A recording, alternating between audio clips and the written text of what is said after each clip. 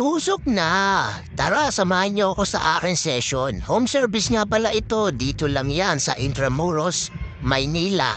Enhanced tattoo nga pala ang mission natin ngayon. Ipapaayos ni Bossing yung tattoo niyang napakalabo.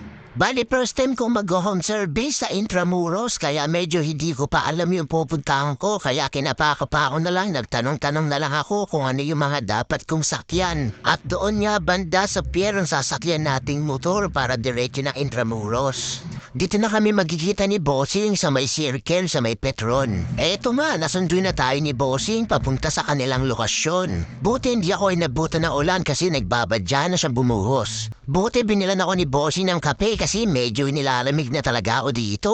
At dito sinisipat ko na nga pala yung ipapaayos ni Bossing na kanyang tato. Habang bine-prepare ko itong gagamitin natin, baka naman pwedeng pa-like and share ng video natin. Pakipalo na rin ang aking Facebook page para may mapapanood kayong bagong vlog pag mag-a-upload tayo. Request nga pala ni Bossing, buhayin yung dati niyang tato kasi sobrang labo talaga ng tinato sa kanya. Parang relasyon nyo, talagang wala ng pag-asa kasi sobrang labo na talaga. At dito, sinimulan ko na i-enhance yung malabong tato ni Bossing. Habang ginagawa ko nga ito, parang may napansin akong mali. Sabi ko kay Bossing, Bossing, bakit parang kulang yung ngipin neto? Tapos kulang pa ng isang pangil. Kaya ginawa ko, dinagdagan ko na lang. Talagang natuwa si Boss nung nakita niyang natapos na yung bandang bibig ng tattoo niya.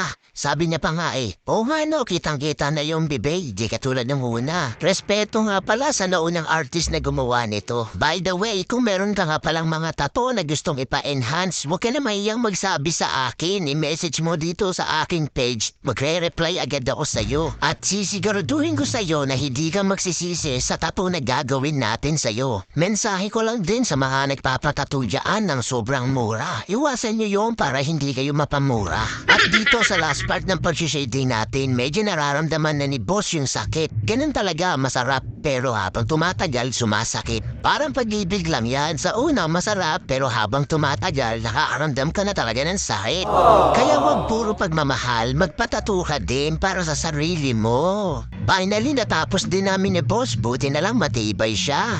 Yung mga gusto magpa-enhance ng old tattoo dyan at magpatakip ng scar at keloids, PM nyo na ako. Hanggang sa muli!